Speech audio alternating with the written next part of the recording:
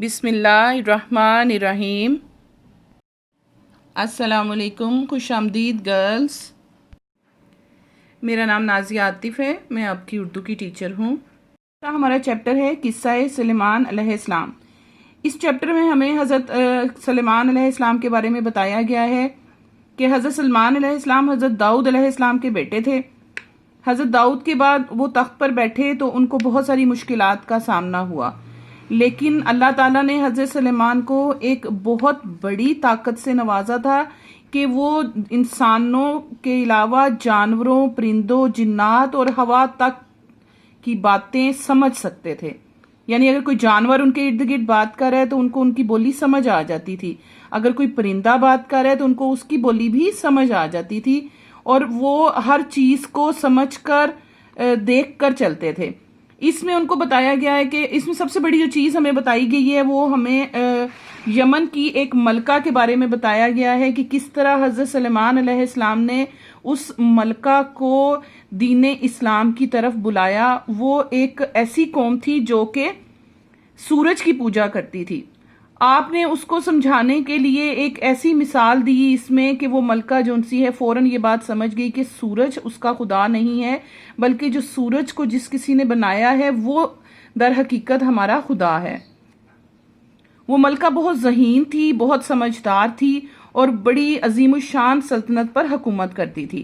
حضرت سلیمان علیہ السلام نے ملکہ کو سمجھانے کے لیے ایک طریقہ یہ اختیار کیا کہ اس کو اپنے محل میں دعوت دی کہ وہ اس کے محل میں حضرت سلیمان علیہ السلام کے محل میں آئے تاکہ وہ ان کے ساتھ بات کر سکیں۔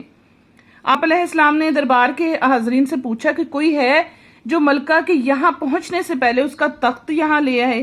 ایک جن نے کہا کہ وہ دربار برخاست ہونے سے پہلے تخت لے آئے گا۔ آپ نے سوچا کہ ہم آزمائیں کیسے ملکہ کو کہ وہ کتنی ذہین ہے، تو آپ نے یہ سوچا کہ جب وہ اپنا تخت دیکھے گی تو وہ اس بات پر حیران ہوگی کہ اس کا تخت یہاں تک کیسے پہنچا۔ جب ملکہ پہنچی تو اپنا تخت دیکھ کر کہنے لگی یہ تو میرا تخت معلوم ہوتا ہے، میں آپ علیہ السلام کی عظمت پہلے ہی پہچان گئی تھی، ہم نے آپ علیہ السلام کی اطاعت قبول کر لی ہے۔ ملکہ نے ظاہری اور دنیاوی اعتبار سے تو اطاعت قبول کر لی، لیکن دراصل وہ ابھی تک گہرائی میں جا کر حضرت سلیمان علیہ السلام کی بات کو نہیں سمجھ سکی تھی۔ حضرت سلیمان نے اس کو سمجھانے کے لیے ایک اور طریقہ اختیار کیا کہ انہوں نے محل کا فرش جو کہ شیشے کا تھا، جس کے نیچے نہر بہہ رہی تھی، آپ نے اس کو ملکہ کو کہا کہ وہ اس پر چلے۔ تو جب ملکہ نے اس شیشے کے فرش پر قدم رکھا تو وہ تھوڑا ڈر گئی کہ یہ جو فرش ہے اس کے نیچے نہر ہے اور وہ پانی میں گر جائے گی۔ تو حضرت سلیمان علیہ السلام نے کہا کہ یہ دھوکہ ہے، یہ پانی نہیں ہے، یہ شیشہ ہے۔ ملکہ نے جب ان کے اس جملے پر غور کیا تو اس کا ذہن روشن ہو گیا اور اس کو سمجھ آ گئی کہ سورج کو سجدہ کرنا بھی ایک دھوکہ ہے۔ دراصل جس ہستی نے یہ سورج اور یہ ساری دنیا بنائی، یہ ساری کائنات بنائی ہے، در حقیقت وہ ہستی سجدے کے لائق ہے، اور تب وہ ایمان لے آئی۔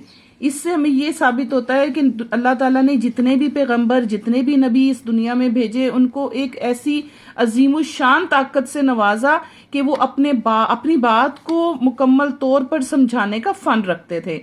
تو بات یہ ہے کہ ہمارے لیے سب سے بڑی ذات اللہ تعالیٰ کی ہے، ہمیں اسی کی عبادت کرنی چاہیے، اس کی وحدانیت کا یقین رکھنا چاہیے اور ہمیشہ اسی کے بتائے ہوئے راستے پر ہی چلنا چاہیے۔ کہ ہم نے مشکل الفاظ معنی کرنے ہیں، اس کے ہم نے سوالات کرنے ہیں، اس کے ہم نے جملے کرنے ہیں، اور پھر سلیس اردو بھی کرنی ہے۔ یہ پوری ایکسرسائز آپ لوگوں کے پاس سالٹ سلیبس میں موجود ہے، آپ نے اس کو ریٹن پریکٹس کرنے کے بعد اس کو یاد بھی کرنا ہے۔ مجھے امید ہے کہ آپ لوگوں کو سمجھ آ چکی ہوگی، آپ نے اس کو اچھی طرح پڑھنا ہے اور یاد کرنا ہے۔